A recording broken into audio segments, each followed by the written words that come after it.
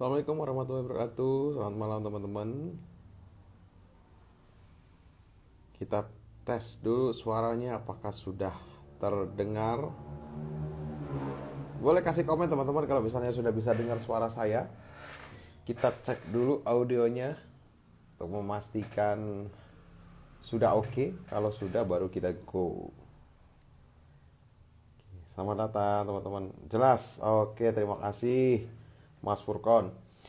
Alhamdulillahilladzi arsala rasulahu bil huda wa dinil haq liyudhhirahu 'ala dini kulli wa kafa billahi syahida. Asyhadu an la ilaha illallah wa la syarika lah. Asyhadu anna muhammadan abduhu wa rasuluh. Qala rabbi shrah li sadri wa yassir li amri wa hlul min lisani yafqahu qawli. Alhamdulillah, senang sekali bisa bertemu teman-teman lagi. Setelah minggu lalu kita sudah ngobrol ya. Minggu lalu tentang siap mental sebelum nikah. Nah, kalau minggu ini kita akan ngobrolin tentang topik nikah mudah. Mudah ya, bukan muda, mudah. Nah, oke. Ada di sini yang punya pandangan, mungkin boleh sharing di kolom komentar ya tentang nikah mudah gitu. Barangkali ada yang memang nikah ngerasanya mudah gitu, udah nikah kemudian kemarin gampang banget gitu. Atau mungkin ada yang pengen nikah tapi was-was, kayaknya nggak gampang gitu ya, harus ini harus itu gitu. Nah, itu boleh di komen ya. Waalaikumsalam Mas Fuad. Nah, tetap setia ya nonton live, mantap Mas Fuad. Nah, malam hari ini insya Allah kita akan ditemani beliau CEO sekaligus founder dari Ta'aruf All Indonesia, Ustadz Yopi Al-Ghifari. Dan kita akan bahas materi seputar nikah muda. Dimana nikah muda ini kan belakangan orang-orang itu kalau ngomong bahas tentang nikah itu udah ngerasa bahwa barriernya itu banyak gitu ya, penghalangnya itu banyak, kesulitannya itu banyak gitu. Mulai dari yang paling mainstream tentang finansial, kemudian tentang kesiapan mental, kemudian tentang komitmen, kemudian tentang isu buat dapet calonnya susah gitu. Nah, sehingga semua masalah tadi akhirnya kalau ditarik kesimpulannya bahwa nikah itu gak gampang, alias tidak mudah, alias susah gitu. Nah, kalau teman-teman itu setuju gak dengan hal seperti ini? Atau nih, aku tanya aja deh, kalau teman-teman sekarang ya yang menjadi kendala untuk menikah ataupun suatu kesulitan, nah, menurut teman-teman itu apa? Boleh share di kolom komentar. Versi teman-teman aja ya. Boleh. Nanti kita coba elaborasikan juga nih buat kita tanya-tanya ke Ustadz Yopi. Ya, nanti kita bisa lebih seru. Ya, tapi BTW ada yang baru pertama kali nonton live Ta'aruf All Indonesia? Atau ini semuanya orang-orang yang sering nonton? Oke. Boleh juga ya dikasih di kolom komen. Walaupun menarik, biasanya kalau di platform ta'aruf itu memang lebih susah buat dapat feedback ya. Oh, Mas Furkon baru pertama kali ini. Nah, selamat menikmati Mas Furkon. Karena kita insya Allah setiap pekan ya diusahakan untuk tetap bisa live buat sharing ke teman-teman semua tentang tema-tema yang memang lagi hype itu. Wah, sering nonton, mantap ya. Gimana? Belum ada jawab nih. Apa yang jadi penghambat teman-teman semua menurut teman-teman di kondisi sekarang untuk menikah? Apa nih gitu. Sehingga nikah itu tidak sama dengan mudah gitu. Ternyata menantang gitu, ataupun bahkan sulit, ataupun ngerasa kayak nggak mungkin deh. Ada nggak yang gitu? Boleh dong share di kolom komentar. Nanti kita jadiin bahan buat diskusi lebih lanjut sama Ustadz Yopi juga. Sekalian kita tunggu Ustadz Yopi. Oke. Kak Arif tabungan, mantap. Cowok biasanya kompak, pokoknya itu finansial. Setuju nggak nih? Gentlemen, pada setuju laki-laki? Thank you Kak Arif udah mau sharing. Kalau Kak Arif tadi ngerasa nikah itu nggak mudah karena tabungannya masih kurang. Oke, make sense lah ya. Oke, ada lagi? Setuju. Mas Furkon langsung setuju ya. Beda pemahaman. Oke. Berarti ini posisinya mungkin udah ada calonnya gitu ya. Tapi ataupun udah pernah ada calonnya tapi nggak cocok gitu. Ada lagi nih dari takut pasangan nggak bisa diajak kerjasama untuk ngurus anak kak. Oke, berarti ini nggak mudah karena susah cari calon yang sama-sama mengurus anak gitu ya. Oke, waalaikumsalam Mas Yulio. Halo, selamat bergabung. Ada lagi teman-teman? Finansial.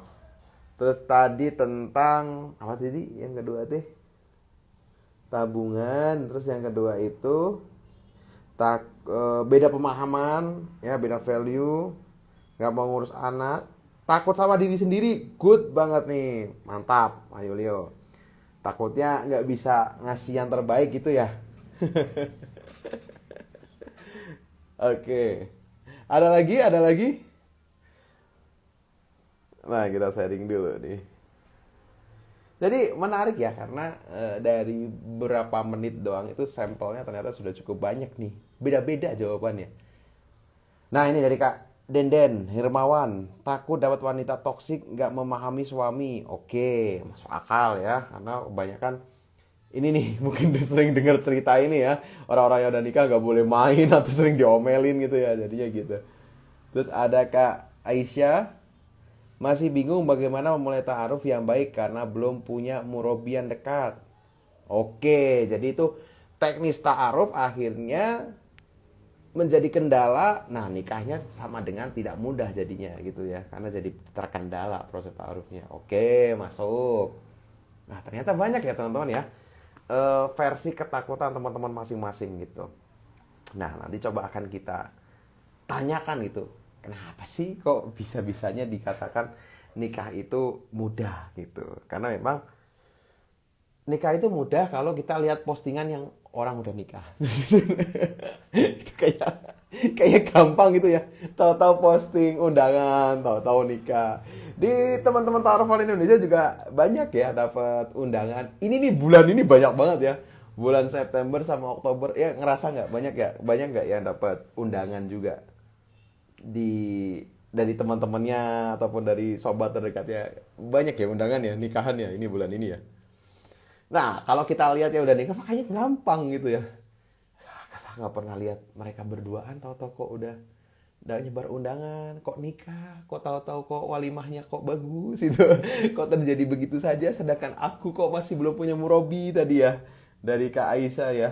Terus aku tadi kok Kak Denden ya, aku masih takut ketemu calonnya toksik. Terus Mas Yulio, aku kok takut kalau aku belum bisa ngasih yang terbaik misalnya ya.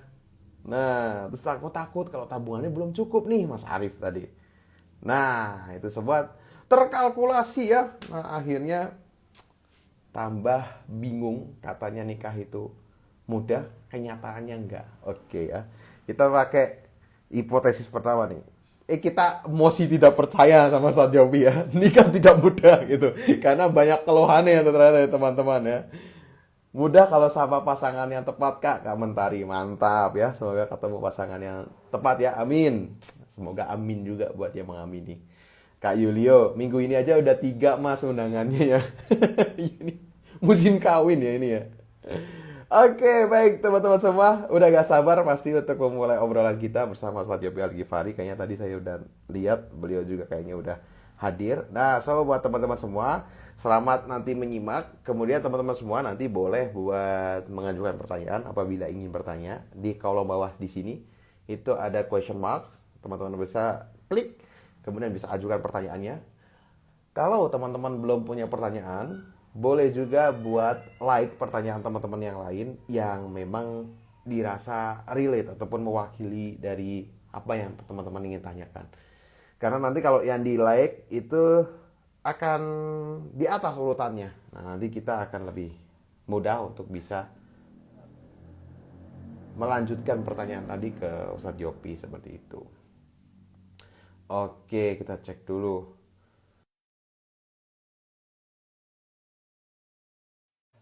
Sudah hadir, ya saya coba invite atau Statebi juga boleh request. Nah, udah ada 40-an orang, alhamdulillah. Libur semua teman-teman. Minggu ini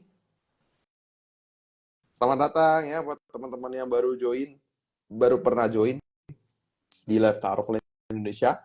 Kita di ini jadwalnya mau ngobrol tentang nikah mudah. Apakah benar nikah itu mudah atau ini hanya motivasi motivasi belaka ya? Nah, kita akan coba cari tahu nih ya. Oke,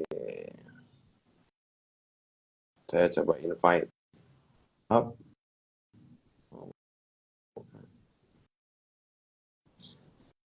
Ustaz Yopi sudah bisa terima invite saya? Unable to join. Bentar, teman-teman. Ini kayaknya ada kendala buat ininya nih. Buat bisa bergabungnya. Nah, sambil tunggu Ustaz Yopi, teman-teman semua boleh deh. Kalau misalnya ada pertanyaan mau ditampung dulu, boleh di question mark kalau terkait dengan tema. Kalau terkait dengan teknis aplikasi, boleh juga mumpung ada saya.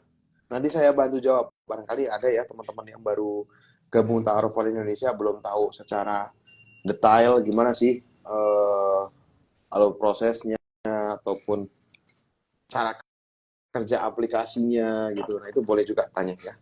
Nah, sambil kita tunggu nih, kita boleh isi dengan obrolan-obrolan pertanyaan-pertanyaan ringan dari teman-teman. Silahkan. Oke. Oh, mantap ya. Langsung pertanyaannya Mas Buat langsung filosofisnya, oi. Nah, nanti kalau yang itu biar Satyopi yang jawab ya. Saya masih coba hubungkan nih ke Satyopi.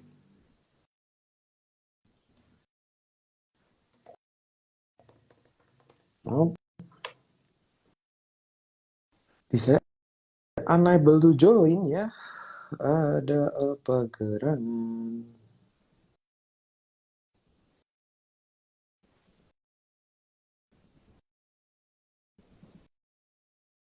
Oke, baik.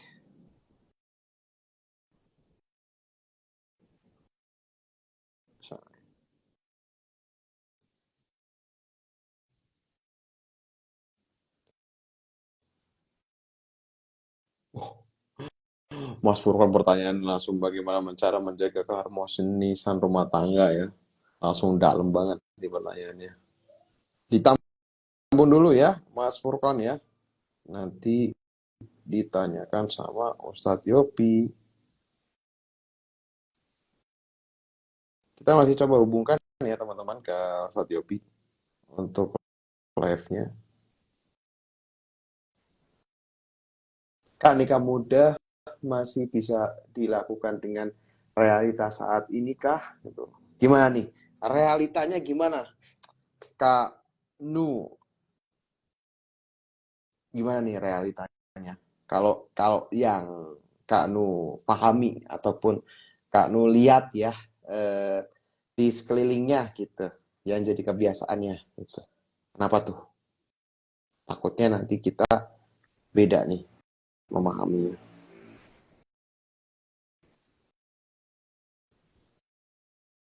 Oke.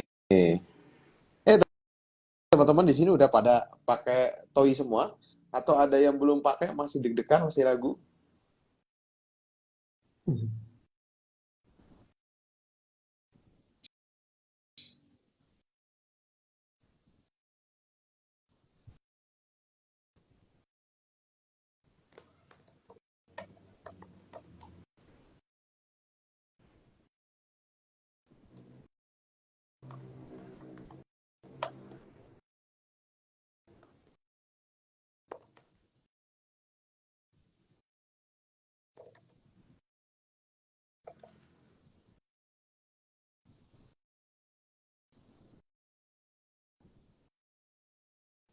Oh,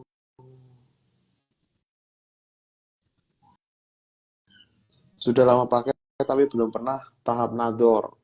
Iya, memang paling banyak ini di proses itu ya, tukar terima CV itu paling banyak.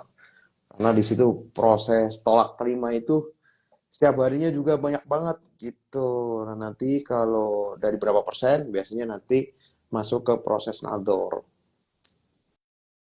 Baru install deg-degan apakah aman gitu. Insya Allah aman kalau teman-teman ngikuti sistem yang ada. Karena kalau sistem yang ada di Tarvel Indonesia itu secara identitas pribadi itu kita jaga. Jadi kayak nomor teman-teman, kemudian nama, itu nggak ada, nggak kelihatan. Karena nama akan diganti jadi kode, nomor telepon juga nggak muncul. Jadi kalau teman-teman ngikutin flow yang ada, menjaga informasi agar nggak bocor gitu ya, sesuai dengan arahan, ya insya Allah nggak ada masalah, itu aman-aman aja gitu. Aman di sini berarti aman dari gangguannya ya. Nah, tapi kalau nanti teman-teman sudah mulai berproses, bahwa kita pahami juga ta'aruf ini memang suatu metode yang baik, memang yang sesuai dengan syariat, tapi perlu diketahui bahwa orang yang melakukan ataupun pelakunya itu ya manusia biasa kayak kita gitu. Ada kurangnya, ada lebihnya, ada fase di mana dia itu masih taat-taatnya, ada fase futur-futurnya. Nah, maka dalam proses perkenalan itu, teman-teman juga harus hati-hati ya. Jangan ditelan mentah-mentah bahwa, wah ini mah ta'aruf, pasti orangnya baik. No, gitu. Jadi seorang muslim juga selain punya prasangka yang baik, tapi juga tetap harus waspada gitu. Dan peka terhadap sinyal-sinyal yang ada. Makanya, perlu ataupun penting sekali bahwa dalam proses ta'aruf itu juga harus diilmui, teman-teman. Ya teman-teman boleh buat belajar kayak malam hari ini kita live gitu ya, nambah insight, nambah pandangan, dengar cerita POV dari orang-orang yang sudah menikah dulu prosesnya gimana gitu. Buat apa sih itu kita buat dapet data-data empiris dari pengalaman mereka gitu. Apa sih yang mereka lakukan dulu untuk memvalidasi calonnya gitu. Nah, sehingga ketika nanti berjalan kita bisa terapkan. Nah, dengan demikian kita bisa nangkep tuh tadi aman nggak ya. Nah, itu nanti bisa disimpulkan teman-teman setelah teman-teman menjalaninya gitu. Karena setiap proses tahapan seseorang dalam ta'aruf itu berbeda-beda gitu. Ada yang sekali coba langsung ketemu yang mulus, benar-benar ketemu calonnya sesuai kriteria, baik, jelas orangnya, cepat prosesnya. Ada juga yang ketemu orangnya baik tapi lama muter-muter misalnya gitu. Jadi harus sabar. Ada yang ketemu orangnya nggak jelas itu dalam arti udah diajuin tapi nggak ngebales-bales ataupun ngegantung. Nah, itu juga ada hal seperti itu gitu. Nah, itu semua dinamika ya dalam proses pencarian calon gitu. Nah, maka dari itu pertama fokus ke ranah yang kita kuasai, keilmuannya ditambah, kemudian jangan lupa juga untuk ikhtiar dari segi doanya juga buat minta pertolongan kepada Allah. Insya Allah aman kalau teman-teman ngikuti flow yang ada ya. Tapi keamanan tadi bukan untuk jadinya teman-teman bergantung kepada sistem ta'aruf Indonesia, jangan ya. Tapi teman-teman juga harus secara sadar dengan pemahaman penuh dari kondisi teman-teman semua untuk melakukan verifikasi di setiap tahapan ta'aruf yang ada. Nah, gitu ya. Oke. Caranya gimana? Cara apanya nih? Cara daftarnya? Cara daftarnya teman-teman tinggal klik link di bio, nanti download aplikasinya.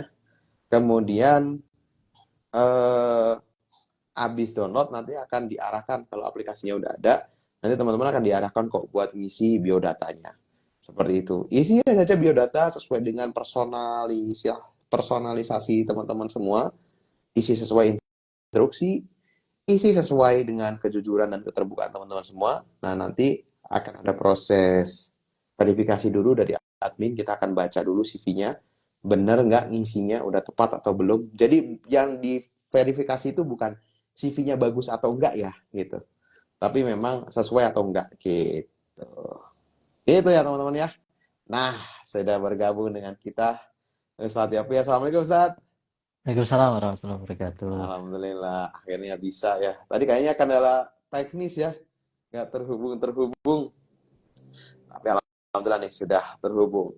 Nah, teman-teman semua, alhamdulillah kita berkesempatan untuk menimba ilmu bersama beliau Ustadz Yopi Al-Ghifari. Namun sebelum itu, Tadi saya udah tanya beberapa dari teman-teman Ustadz, ternyata ada juga yang baru join di live Instagram Towerfall Indonesia. Nah, mungkin ini perdana ketemu Ustadz Yopi. Jadi, boleh dari Ustadz Yopi mungkin perkenalan diri dulu. Silahkan. Kayaknya perkenalan terus ya. Oh, Iya, iya. formatnya gitu. Bismillahirrahmanirrahim. Assalamualaikum warahmatullahi wabarakatuh. Ya akhi Karim wa akhwati fillah rahimakumullah. Alhamdulillah. Perkenalkan saya Al-Fakir Yopi Al-Ghifari. Saya eh, tim di Ta'aruf Online Indonesia. Saya eh, termasuk dari salah satu founder yang membangun Ta'aruf Online Indonesia, dan saat ini alhamdulillah sudah eh, ada di berbagai kota di Indonesia. Em, itu kayaknya saya juga membina kelompok-kelompok taklim, dan juga eh, seminar-seminar atau kajian-kajian yang berisi tentang pernikahan, keluarga, dan mindset. Kurang lebih seperti itu, Mas. Oke, baik. Dan jauh sebelum Towerfall Indonesia memang Ustadz Yopi memang udah ini ya, udah aktif dakwah di kalangan pemuda, kemudian juga banyak bantu jomblo-jomblo juga akhirnya bertemu pasangannya gitu ya. Sampai akhirnya officially dibikin aplikasi gitu. Biar apa? Biar manfaatnya bisa lebih luas, biar yang ngerasain manfaat lebih banyak. Nah, Insya Allah. malam hari ini kita akan bahas tentang nikah muda. Tadi saya udah survei teman-teman Ustadz bahwa Ya, mereka dikatakan ya nggak semudah itu karena faktanya mereka mengalami beberapa kendala gitu. Nah, Nabi hmm. sebelum nanti maju ke kendala, ding, sebenarnya mudah ini gimana sih maksudnya gitu? Ya, Nikah baik. muda gitu. Apa yang mudah? Ya, baik. Alhamdulillah rabbil alamin, hamdan katsiran thayyiban mubarakan fihi kama yuhibbu rabbuna wa yarda. Asyhadu an la ilaha illallah wahdahu la syarika lahu wa asyhadu anna Muhammadan abduhu wa rasuluhu la nabiyya ba'da. Allahumma shalli wa sallim wa barik ala sayyidina Muhammadin wa ala alihi wa sahbihi ajma'in. Allahumma fa'na bima 'allamtana wa limma yanfa'una bihi wa zidna ilmana. Allahumma ati nufusana taqwa wa zakkiha anta khairu man zakkaha anta waliyuha wa maulaha. Amma ba'd. Ya, tentang tema malam hari ini nikah muda. Nah, emang iya nikah muda. Iya. Ya tergantung bagaimana cara mendefinisikan nikah itu sendiri. Makanya kenapa judul itu dibuat untuk memberikan afirmasi positif. Supaya teman-teman itu harus memulai segala sesuatu itu dari pola pikir dulu. Kalau teman-teman itu berpikir bahwa nikah itu sulit, ya sulit selamanya.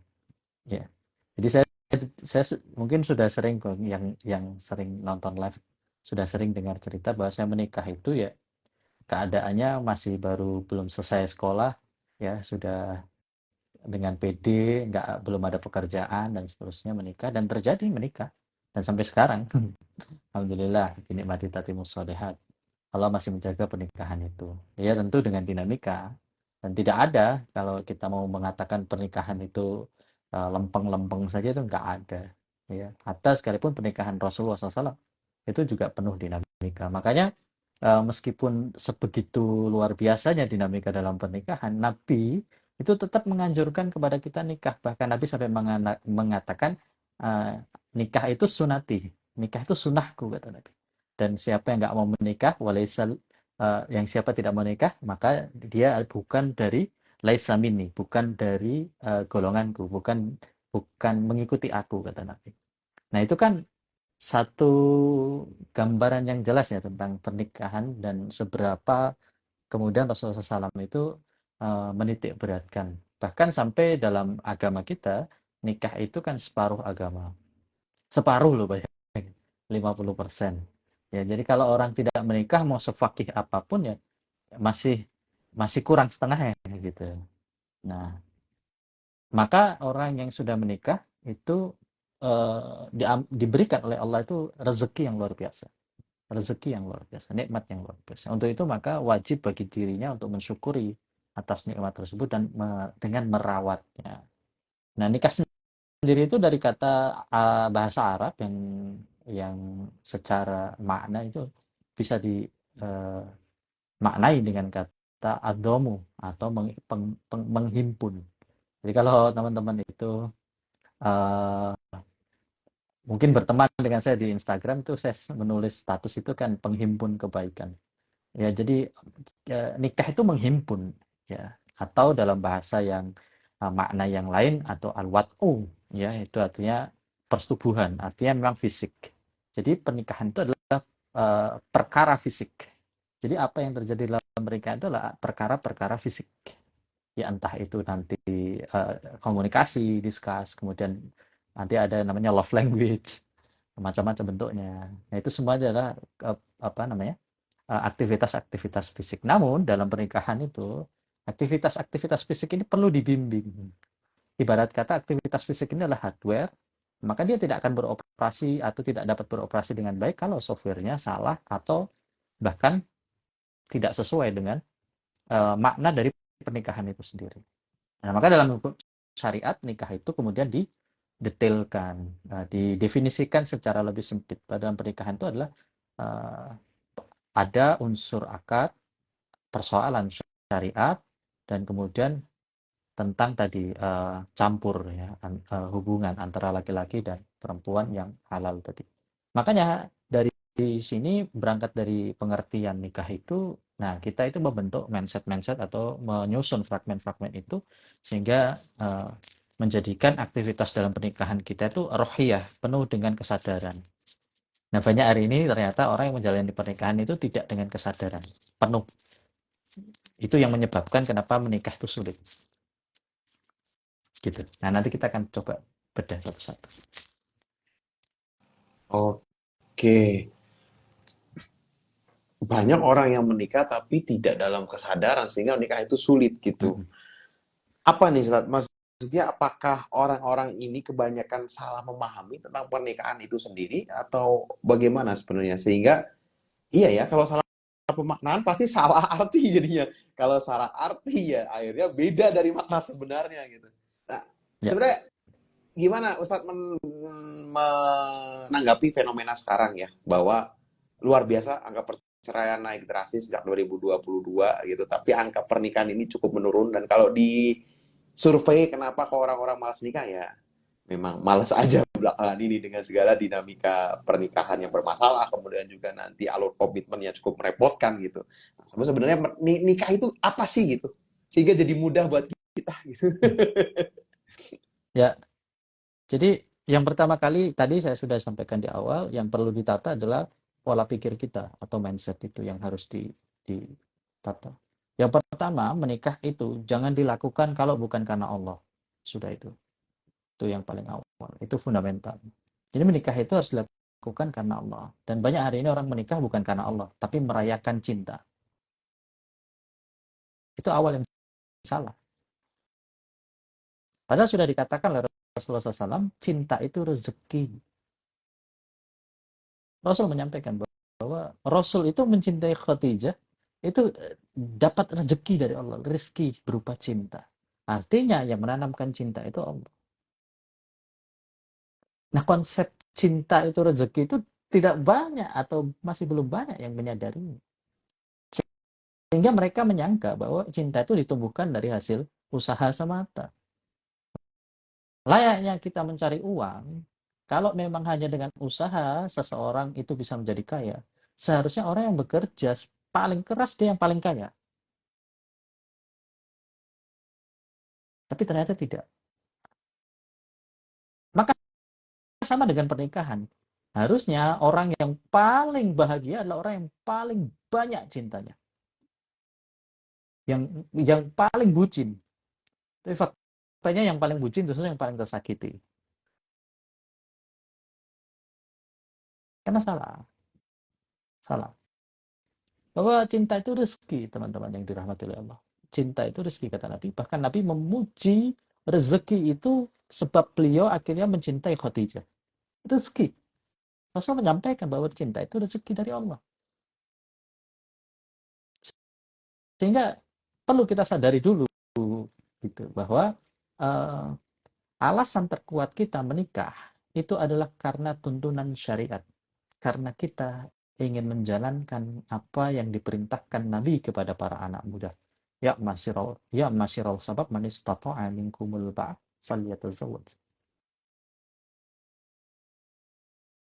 Nabi menyeru kepada anak muda, seruannya khusus anak muda, ya masyiral sabab, bukan untuk orang tua-tua.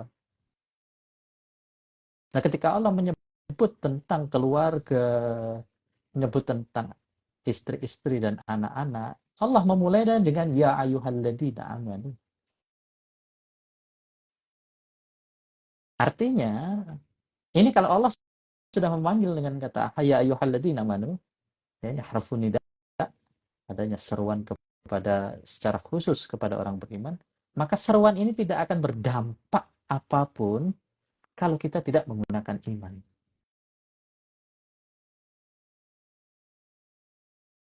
Makanya nikah itu flat, terasa menyakitkan. Karena salah kita menempatkan starting point di awal. Bahwa menikah itu mencari kebahagiaan dari manusia. Tidak ada. Mau Nabi saja mencintai Khadijah itu karena rizki dari Allah Ta'ala. Makanya harusnya yang dicari adalah penggapaian ridha Allah. Maka ketika kita sadar bahwa nikah itu ibadah, hal yang paling awal harus ada di dalam pikirannya itu adalah bahwa tidak mungkin sebuah ibadah itu tidak diuji oleh Allah.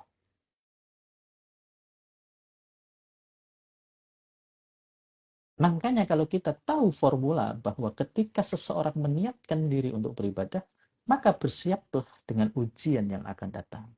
Apapun bentuk. Sehingga ketika seandainya dalam ujian itu jalan keluarnya adalah berpisah, ini seandainya, maka dia tidak akan pernah mencela sebuah pernikahan yang sudah dia lakukan. Sebab dia tahu bahwa bahwa hal-hal yang tidak mengenakkan dirinya yang kemarin terjadi itu ya karena ujian. Bagaimana orang bisa menyalahkan orang yang setiap hari sholat tapi tidak kunjung kaya, terus dia menyalahkan sholatnya? Ini kan lucu. Ya. Nah, sehingga itu yang harus dipahami dulu bahwa mungkin kita perlu bertanya, apa niat kita menikah? Itu harus selesai. Seperti itu, Pak. Aduh, langsung dalam ya, langsung merinding ya. Tadi jelek banget pas. Kalau seruan ya ayyuhalladzina amanu artinya menyeru orang-orang yang beriman ya, itu nggak akan berdampak kalau kita menjalaninya nggak pakai iman. Aduh, itu iya ya gitu. Saya baru aduh gitu dalam banget. Ya bener ya gitu. Ya Allah. Berarti memang dari pemahaman niat awal tadi ini cukup luas ya, bahkan sampai orang yang akhirnya masalah rumah tangganya tak tersolusikan, kemudian akhirnya deadlock, akhirnya pisah pun, kalau niat awal menikahnya itu tepat karena Allah, dia akan menyikapi itu dengan sangat ringan tadi ya, dengan sabar dan juga malah justru makin dekat sama Allah gitu. Nah, oke nih, menarik nih, niatnya ditata yang benar kalau pengen nikahnya mudah, bahwa ini nikahnya karena Allah gitu.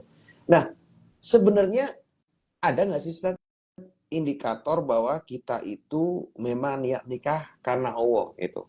Karena kan namanya hati kadang agak deg-degan juga Ustaz. Ini hidayah atau was-was syaiton nih gitu. Kadang ada perasaan gitu nih soal niat. Saya dulu gitu kayak ini tuh petunjuk dari Allah apa bisikan setan ya gitu. Hmm. Ada nggak Ustaz kayak indikatornya bahwa niat kita itu sebenarnya udah good nih. Memang niat karena Allah atau kamuflase aja jangan-jangan gitu. Salah satu ya, salah satu ini hanya salah satu.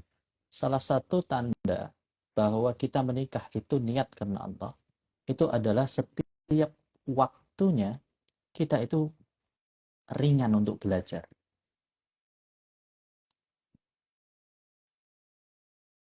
Jadi seseorang yang niatnya membangun rumah tangga karena Allah, dia akan senantiasa terus belajar.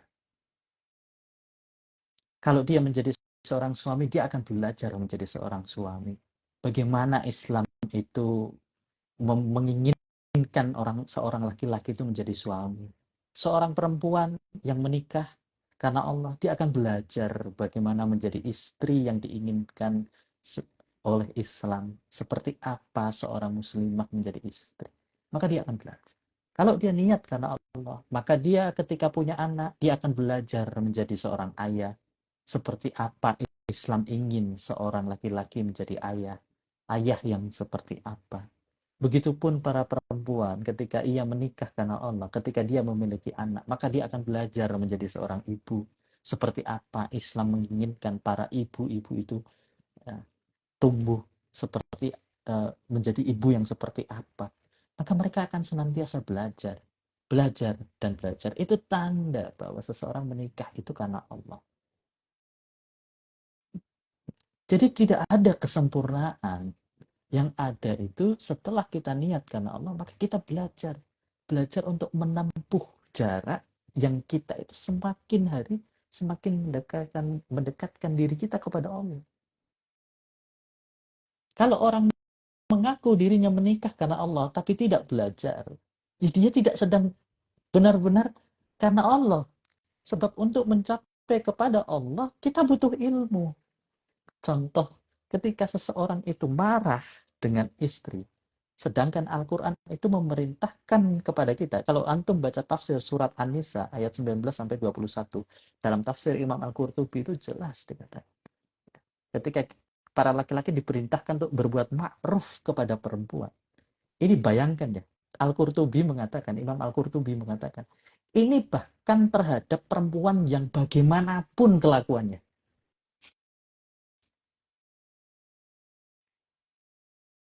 Insya Allah. Bagaimana laki-laki yang tidak pernah belajar seperti ini?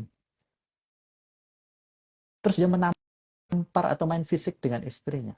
Atau jangankan menampar, menghardik istri dengan kata-kata kasar.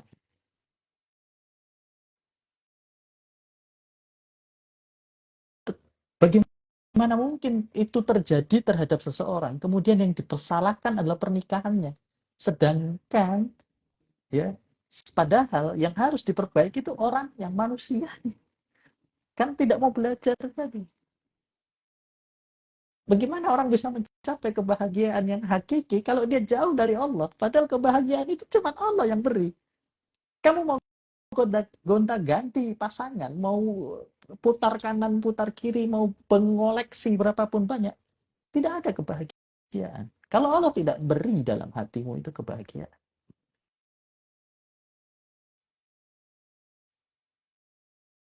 Ya. Jadi belajar itu tanda kita menikah karena Allah. Maka nggak ada pasangan yang sempurna, tapi carilah pasangan yang mau belajar untuk mengetahui bagaimana dirinya itu diminta seperti apa oleh agama ini. Jadi suami itu seperti apa, jadi istri itu seperti apa. Tidak usah saling menuntut. Kita ini kan kalau pasangan itu kan suka lihat aku sudah melakukan ini.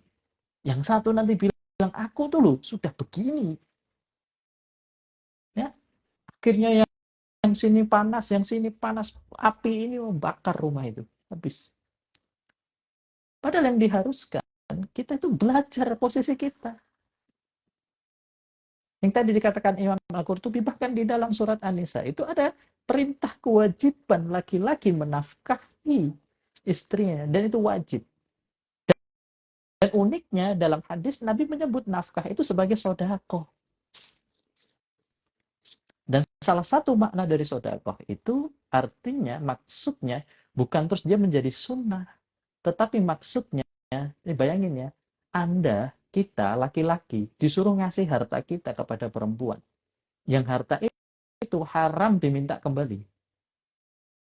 Ya, kita disuruh memberikan. Bayangin kalau hitung-hitungannya adalah manfaat.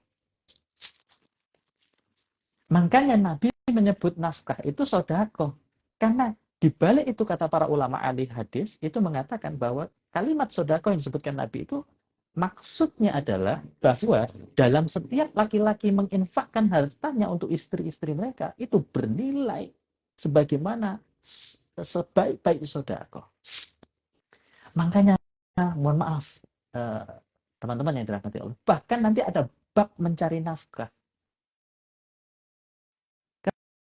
Kenapa ada bab mencari nafkah? Karena ada kaitan dengan sodako. Mas Zaki, kira-kira boleh nggak kita sodakoh dengan harta haram? Kita masukkan, kita menang slot, kita masukkan ke masjid supaya uangnya berkah. Nggak boleh ya, money laundry. Nggak Itu boleh. kita menyebut itu sodako. Itu tidak boleh ya. Tapi berapa banyak pemimpin rumah tangga hari ini memberikan uang yang sama untuk sedekah kepada anak dan istrinya. Itu baru bab nafkah. Jadi nikah itu mudah kalau kita mau belajar. Jadi kalau kita masih merasa nikah itu sulit, nampak-nampaknya Anda harus banyak belajar dulu. Ya berarti kalau begitu saya kan belum nikah kan, santai dulu kan. Tidak berarti santai. Anda harus belajar. Karena sekarang atau besok Anda tetap akan menikah. Jangan kebiasaan ketika kuliah dibawa ke pernikahan. Apa itu? Tugasnya dikumpulkan jam 10 pagi, ngerjakannya jam 7 pagi di kosan teman. Pasti hasil tidak maksimal, hanya sekedar menunaikan kewajiban. Tidak ada kesunahan-kesunahan yang hidup. Padahal dengan sunnah itulah Allah turunkan cinta. Itu maksudnya. Aduh, baik, baik, baik. Dalam banget ya. Berarti indikator seorang itu memang niatnya lurus karena Allah ya dia pasti akan dalam setiap fasenya ya, baik masih mau baru niat ta'aruf, masih berta'aruf atau bahkan sudah menikah, itu pasti akan selalu mencoba memantaskan diri untuk menjadi versi terbaik yang Allah inginkan. Nah, cara tahu versi terbaiknya itu belajar. Nah, jadi tanda-tandanya tadi ya. Berarti wajar ya, maksudnya kita akan menemui bahwa diri kita, calon kita itu memang sebagai pribadi yang nggak sempurna, tapi yang paling penting tadi potensinya bahwa dia itu mau buat belajar gitu ya, Ustaz ya. Oke, mindset ya teman-teman ya, ini ya. Mahal ini, sulit. Aku tertarik Ustaz, bahwa ketika kita ngomong perkara mudah tidak mudah gitu ya, jarang yang akan berkata tentang mindset gitu. Karena memang urusan mindset itu tuh kayak klise gitu nggak sih? Kalau niat nikah buat apa? Karena Allah lah gitu. Prakteknya gimana? Ya nanti gitu lah. Kalau ditanya pasti niatnya buat Allah gitu. Nah, kemudian kalau bisa tentang mudah dan tidak mudah, kebanyakan jawabannya adalah tentang teknis, Ustaz. Kebanyakan ya kayak tabungannya kurang ataupun wah kebentur nih soal adat, requestnya susah, nggak bisa terpenuhi gitu. Nah, kenapa banyak orang kok akhirnya ngerasa nikah itu sulit dan mereka merujuk kepada teknis tadi. Padahal tadi mindset tadi ini penting banget, tapi banyak orang nggak sadar di sini. Kenapa nih? Gitu. Apa yang salah? Kira-kira. Gimana tadi? Aku agak bingung kamu Saya juga ininya. masih agak bingung sih tanyanya. Jadi gini, kalau kita bicara tentang nikah mudah gitu ya, kebanyakan orang Ya, mungkin akan mengcounter opini nikah muda ya. tadi dengan segudang alasan berupa teknis pernikahan yang sulit. Itu. Nah, Nah, kenapa orang-orang banyak lebih menyoroti tentang teknis? Sedangkan mindset kayak tadi bisa jadi teman-teman juga baru dapat pas ngobrol sama antum gini gitu. hmm. Kenapa nih? Dihantui dengan teknis tadi tapi lupa buat menyiapkan mindset. Ada gangguan apa dengan diri kita gitu. Ya itu itu lebih kepada hasil belajar kita selama ini mungkin barangkali. Jadi kita itu selalu memulai atau punya kebiasaan eh, menyalahkan faktor eksternal sebelum ke diri kita sendiri. Jadi mutabaah ya atau muhasabah itu penting. Kita seringnya itu mencari pembenaran atas kekurangan kita. Itu sebab kita nggak pernah maju. Kita selalu mencari hal-hal, kita selalu bisa menjawab hal-hal yang membuat kita itu berhenti untuk berusaha. Kita selalu punya semua jawaban. Itu masalahnya. Padahal kalau nih, ini, eh, kalau saya ini tahadus ini maksudnya waktu saya menikah itu mungkin orang teman-teman seumuran saya itu tidak ada yang berani berpikir demikian. Mereka tahu saya menikah itu kaget setengah mati. Ya, mereka pikir saya sudah kerja apa gitu. Orang satu angkatan itu belum ada yang lulus gitu. Kok sudah berani menikahi orang?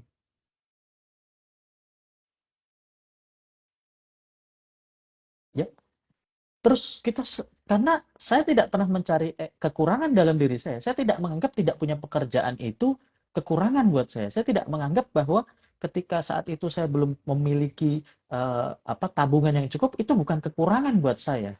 Tapi saya fokus pada diri saya apa yang menjadi kelebihan. Misalnya waktu itu saya sudah merasa sudah merasa mampu, saya sudah merasa belajar, saya persiapkan itu.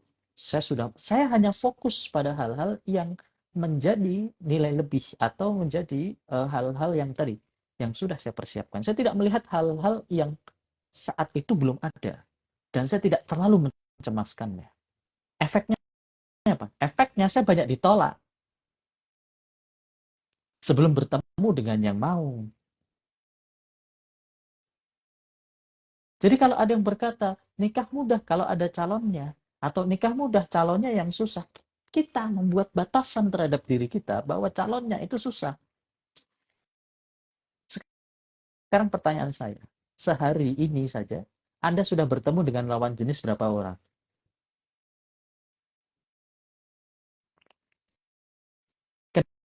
Kenapa dari sekian banyak itu, katakanlah ya mungkin ada yang sudah nikah, ada yang belum nikah, yang belum nikah lah. Dari sekian misalkan ada ketemu orang itu satu hari 100 atau 200 atau 300 orang, tergantung di mana kotanya. Atau ada yang bahkan nggak pernah ketemu, ada yang nggak ketemu lah, atau cuman ketemu tetangganya atau ya, sedikit lah. Atau dia kalau nggak pernah ketemu orang itu berarti dia nolep ya. Itu perlu muhasabah lagi itu perlu ya. Misal dia bertemu orang satu hari itu 100 orang lah katakan. Misal seperti itu. Terus dari 100 orang itu yang jomblo katakanlah 20 orang. Pertanyaan saya 20 orang itu ada yang mau nggak sama kita? Ya nggak tahu. Kok kayak jawabannya siapa tuh? Ya nggak tahu gitu. Hmm,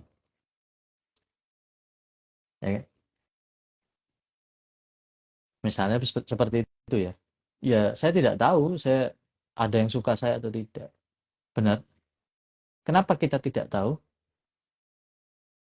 Karena kan kita tidak punya atau kita kan tidak melakukan ya sesuatu untuk memastikan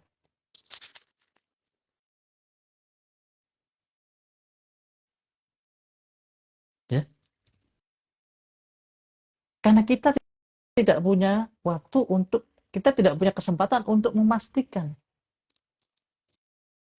Nah, kalau terus kita tidak punya waktu untuk bisa tidak punya kesempatan untuk bisa memastikan, apalagi ditambah nggak pernah ketemu orang, terus kita bilang bahwa susah sekali cari calonnya,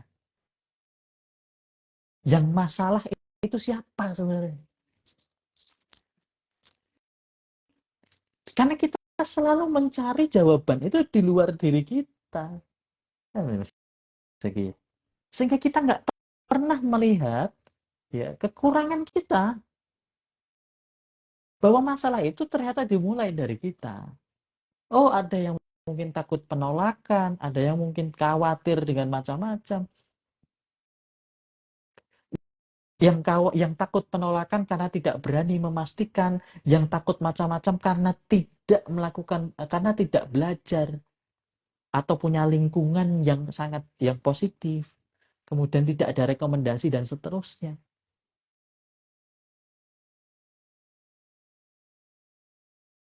Nah, wong suruh download aplikasi, tinggal daftar saja ndak mau. Terus dia berharap semoga calon datang ke rumahku. Masya Allah.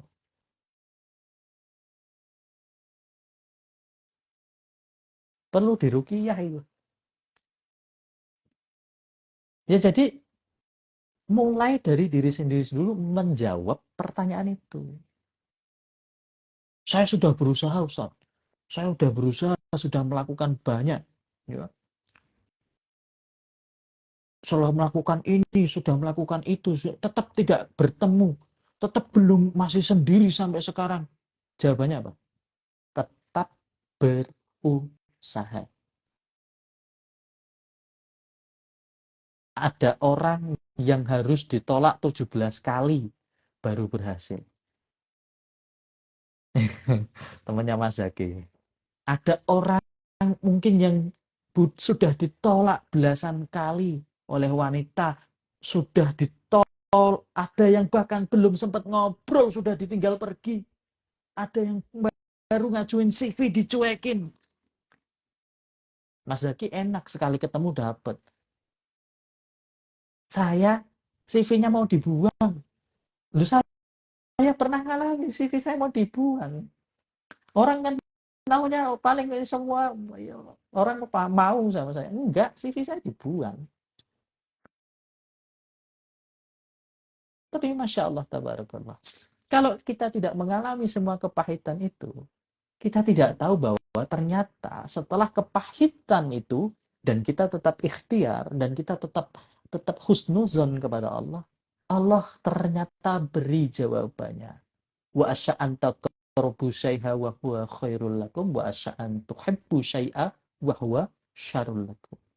Wallahu ya'lamun wa antum la ta'lamun. Boleh jadi kamu membenci sesuatu padahal di dalamnya itu ada banyak kebaikan yang Allah berikan. Dan boleh jadi kamu menyukai sesuatu padahal itu buruk.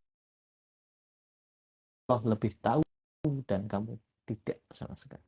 Ya, kadang yang bikin kita itu cepat lelah itu karena kita mencoba menggantikan posisinya Allah Ta'ala. Merasa lebih tahu daripada Tuhannya.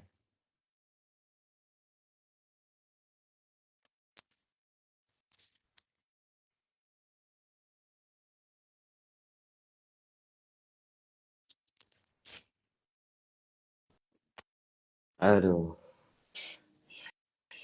merasa lebih tahu dari Tuhannya nih agak berat nih ya. Oke ya, nah, napas dulu teman-teman. Takut lupa, takut lupa napas kayaknya nih.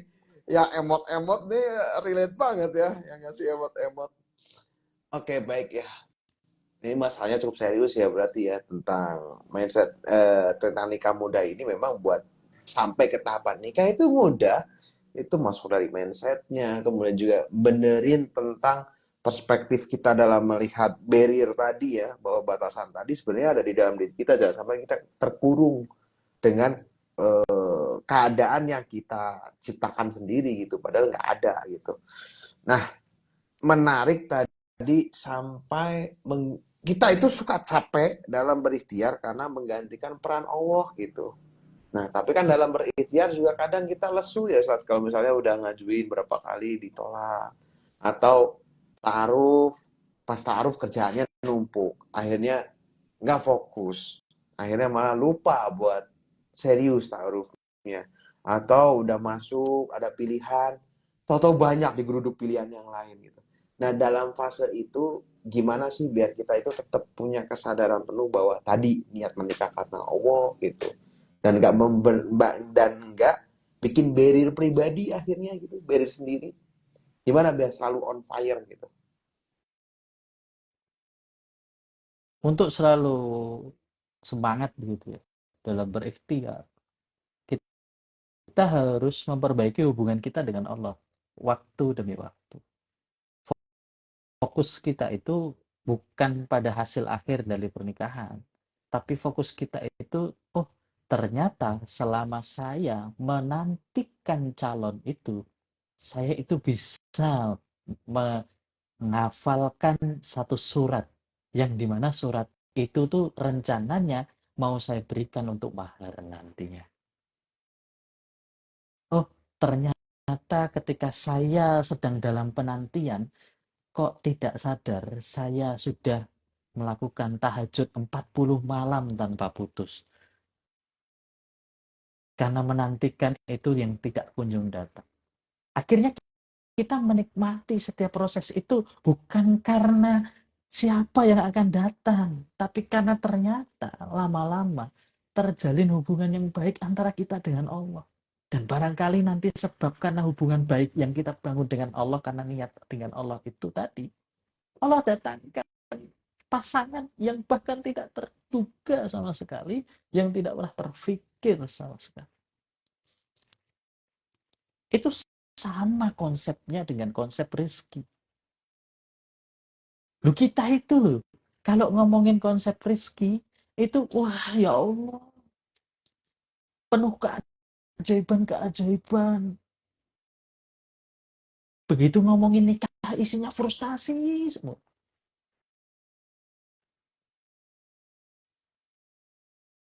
Itu saja, itu saja sudah kita itu sudah tidak adil dengan apa yang Allah sudah tetapkan. Seharusnya persoalan jodoh ini persoalan yang kita sikapi sama dengan rezeki. Yakni apa? Ketika kita menjalin hubungan yang baik dengan Allah, insya Allah Allah akan datangkan rezeki itu berupa jodoh. Jadi fokusnya bukan pada hasil akhirnya. Fokusnya adalah ketika kita berproses dan ternyata kita semakin baik di mata Allah. Oh, saya ditolak nih. Saya ditolak. Ah, udahlah. Lanjut lagi lah sholat tahajudnya. Barangkali doanya kurang. Terus sedekah lagi lah lebih kenceng, barangkali sedekahnya kemarin niatnya salah. Terus ada kesempatan proses lagi, oh ada ikhwan nih atau ada akhwat nih, kayaknya ini cocok nih buat saya, cobalah gitu. Sambil tahajudin lagi tuh, sambil selawatin lagi tuh, sambil macam-macam amal sunnah kita lakukan ya. Ada satu kisah ya di Arab ya, tentang seorang pemuda yang dia itu suka gitu sama seorang anak perempuan langganan beli airnya. Jadi pria ini itu kerjaannya itu ngantar air ke rumah-rumah. Nah, waktu ada salah satu pelanggannya itu bapak-bapak punya anak perempuan. Nah, ternyata waktu dia mengisikan air di rumahnya itu nggak sengaja dia bertemu dengan anak gadis bapaknya itu dan dia merasa tertarik gitu. Nah, pertama tidak kelihatan gitu, tapi lama-lama bapaknya kerasa karena setiap eh, setiap bapaknya mau mengisi itu selalu anak ini yang ngisikan dan selalu nggak tahu kenapa selalu disiapkan waktunya seperti itu, seperti direncanakan. Ya, sampai satu ketika bapaknya ini menangkap eh, kecenderungan itu, kemudian bapaknya mendekati si anak muda ini. Ini kisahnya di Arab. Terus dia bapak ini nanya gitu ke pemuda ini, kamu tertarik ya sama anak saya? Wah, bapak kok tahu katanya. Nah, kamu mau saya nikahkan sama dia?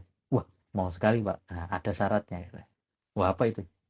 Ya, saya mau kamu 40 hari sholat berjamaah di masjid, tidak putus. Kalau putus sekali saja maka batal, tidak ada pernikahan. Oh siap pak. Sejak hari itu si pemuda ini wah selalu rajin sholat berjamaah di masjid. Hari pertama, hari kedua, hari ketiga terus. Di hari terakhir, di hari ke-40 ya, menjelang hari ke-40 ya, dan ternyata selesai di hari ke-40, selesai. Bapaknya ini datang ya. Wahai anak laki-laki, kemarin saya sudah berjanji sama kamu akan menikahkan. Saya perhatikan kamu sholat terus di masjid ini 40 hari berturut-turut. Dan kamu sudah bisa menyelesaikan itu ya. Sebagai seorang laki-laki yang sudah berjanji, maka saya penuhi janji saya akan nikahkan kamu dengan anak saya. Maka jawaban pria ini, saya dulu memang berpikir demikian. Tapi sejak saya jalankan apa yang Bapak perintahkan itu, untuk sholatnya saya, lama-lama saya berpikir, kenapa saya harus sholat hanya untuk seorang perempuan?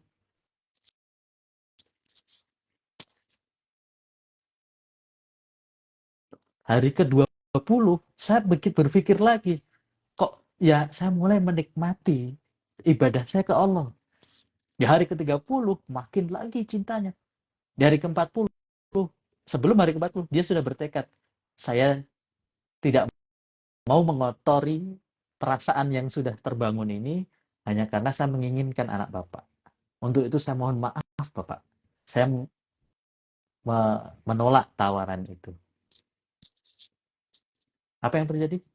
Bapak ini mengejar si anak itu. Kebalik ya jadinya ya. Mudah bagi Allah untuk membuat manusia itu mencintai kita. Kalau yang dicintai itu Allah. Cuman sayangnya kita itu keyakinannya nggak pernah sampai di level itu.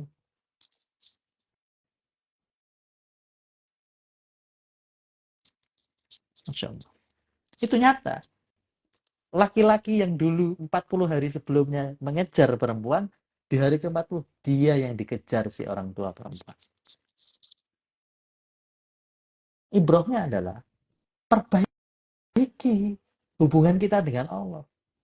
Kalaupun sampai sekarang belum dapat dan kita sudah memperbaiki, coba rasakan, nikmati dulu.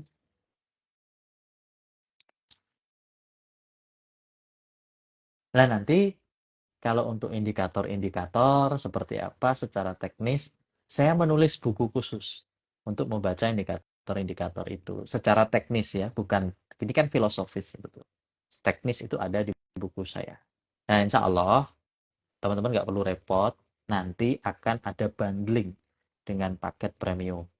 Itu plus e-book saya, The Fundamental of Ta'aruf. Teman-teman bisa dapatkan secara gratis dengan beli paket bundling itu. Jadi nggak usah beli bukunya. Nah itu teknis. Tapi malam ini memang saya ingin bicara tentang fundamental, tentang filosofis. Karena percuma Anda mau melakukan ikhtiar macam apapun, kalau ujung-ujungnya cara berpikir Anda salah. Wallahu a'lam. Masya Allah. Nah, buat teman-teman yang tadi yang kepo ya, mungkin kita nggak bisa jawab satu-satu di sini, nanti DM aja. Nanti biar admin nanti arahkan ya terkait dengan kebutuhan teman-teman sendiri terkait dengan akun premium ataupun bukunya Ustadz Yopi tadi. Nanti boleh DM aja. Oke. Aduh, dalam banget ya. Ternyata memang dari mindset tadi akhirnya akan menggerakkan kita untuk punya aktivitas yang positif untuk bersiap dan tadi sampai di level dimana akhirnya kita bukan mengharapkan hasilnya gitu ya, tapi sebegitu nikmatnya kita menjalani proses tadi ya, entah itu berhasil atau enggak, bukan itu kadar puasnya gitu ya, tapi kepuasan dari setiap tahapan proses yang kita lalui untuk semakin dekat kepada Allah Subhanahu Wa Taala gitu. Jadi kalau teman-teman dengar mungkin itu bukan klise ya, dari perasaan kita aja kita udah merasa, apalagi kalau kita sampai di titik itu luar biasa gitu ya. Baik, insya Allah. Nah, gak kerasa udah mau sejam. Mungkin dari Ustadz Yopi ada nasihat ataupun closing statement gimana nih biar semangat kita nggak hanya di sesi live ini aja, tapi setelah sesi live juga teman-teman bisa mulai tadi berbenah tentang mindset, kemudian menghancurkan barrier-barrier yang sebenarnya semu yang kita ciptakan sendiri. Kemudian dalam jatuh bangunnya tetap ada Allah sebagai tujuan tadi, bukan lagi hasil, tapi bagaimana nikmatnya berikhtiar dengan pengharapan penuh kepada Allah. Silakan. alamiahnya tidak bisa ya. Tetap manusia itu butuh dinasihatin terus. Jadi kalau setelah live ini menurun, Ah, wajar berarti ya. ya wajar. Oh, Ya jadi makanya itu memang kenapa harus ya dipanasin terus gitu ya. dinasihatin terus. Karena ya Hmm. Nabi saja mengatakan ad-dinu nasihat. Agama ini nasihat. Makanya kenapa para sahabat Nabi itu selalu berada di lingkaran sahabat.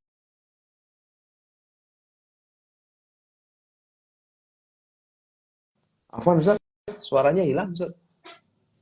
Iya, Coba, tadi ada coba. telepon, maaf. Oh Eh, ya, makanya itulah sampai lagi. kenapa kenapa sahabat para sahabat Nabi itu dulu selalu berada di circle-nya Nabi SAW. Jadi kalau mereka futur, mereka apa namanya, bingung, nggak tahu arah, mereka akan secara otomatis langsung mendekat kepada Nabi, meminta nasihat kepada Nabi, diberikan motivasi kepada Nabi, kemudian mereka bergerak lincah lagi. Tapi motivasi mereka itu bukan dunia, itu loh masalahnya. Kalau kita itu kan kadang-kadang motivasinya mau jadi kaya nggak, mau bahagia nggak. Kadang-kadang motivasi dari Nabi SAW itu adalah justru pengorbanan. Sesuatu yang kita pada saat ini sebagai kesakitan gitu ya. Pengorbanan. Nah, untuk itulah maka kenapa kita perlu punya tempat atau wadah untuk saling menasihati, wa tawassaw bil haqqi wa tawassaw bis sabr. Menasihati kepada yang hak, dan setelah mereka menetapi kebenaran, nih teman-teman yang sudah menetapi kebenaran, yakni milih ta'aruf yang metodenya syar'i, maka nasihati kepada mereka tentang kesabaran. Maka itulah yang akan, ya, mereka yang berhasil melalui ini, itulah mereka yang akan mendapatkan keberuntungan. Jadi kalaupun sampai hari ini Anda menanti dan belum dapat hasil, Anda itu sedang menjalani proses ujian yang tidak mungkin bisa dilalui oleh semua orang, dan memang itu hanya untuk Anda. Kan sayang kalau seandainya orientasinya hanya diserahkan kepada hasil, sedangkan belum tentu juga hasilnya akan sesuai dengan keinginan kita. Kalau tidak sesuai, terus Anda mau apa? Padahal ujiannya bukan di situ. Ujiannya adalah Anda memperbaiki diri. Dengan memperbaiki diri, dapat atau tidak dapat, Anda tetap dapat apa yang Allah sudah perintahkan.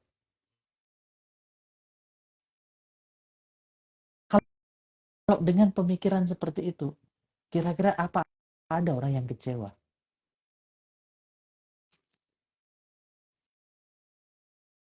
Tapi kan saya mintanya jodoh, Ustaz. Bukan mintanya, bukan seperti itu. Ya, itulah manusia. Tadi yang saya bilang apa? Suka menggantikan peran Allah. Allah lebih tahu apa yang baik untuk kita. Wallahu ya'lamu wa antum la ta'lamun. Tapi kita selalu merasa apa yang sudah ditetapkan Allah kepada kita hari ini itu bukan yang terbaik.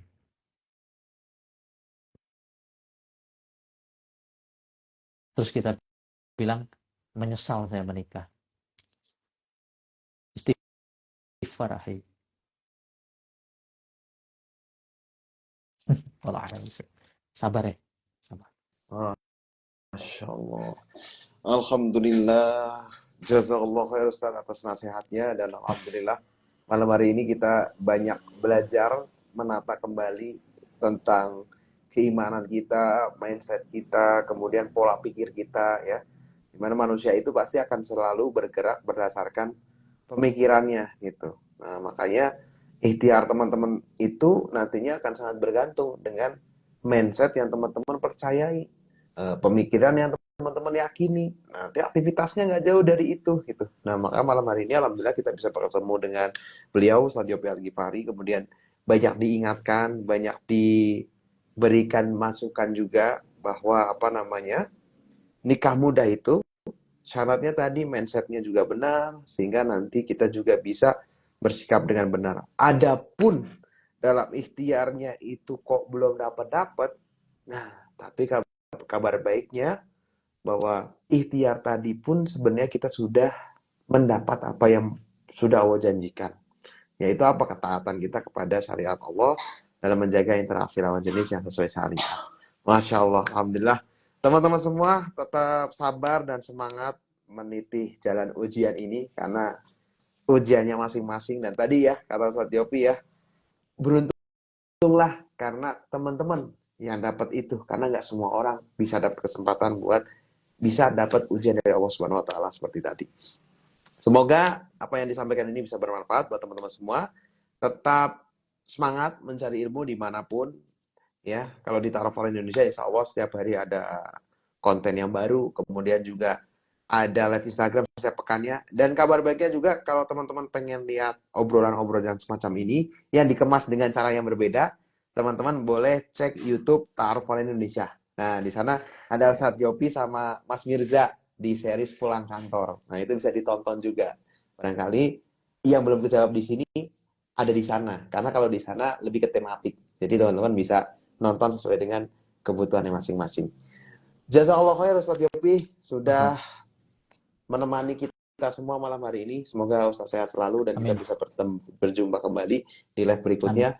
Buat teman-teman Insyaallah. semua yang tadi tertarik buat langsung upgrade premium ataupun tanya-tanya tentang bukunya Ustadz Yopi, boleh DM. Insya Allah besok di hari kerja kita akan balas. Ya, tetap sabar dan tetap stay tune di Tarafal Indonesia. Insya Allah kita berjumpa di live pekan depan dengan materi yang tentunya nggak kalah menarik. Wabillahi taufiq wal hidayah, kita tutup dengan doa kafaratul majelis. Subhanakallahumma wa bihamdika, Subhanakallahumma wa bihamdika asyhadu asyhadu an an la la ilaha ilaha illa illa anta anta astaghfiruka astaghfiruka wa atubu ilaik. Saya pamit undur diri. Ustadz Yopi, jazakallahu khair. Teman-teman semua selamat barakallahu fiik. istirahat. Allah yubarik Assalamualaikum fiik. warahmatullahi wabarakatuh. Thank Waalaikumsalam you warahmatullahi wabarakatuh. teman-teman. Pamit. Assalamualaikum.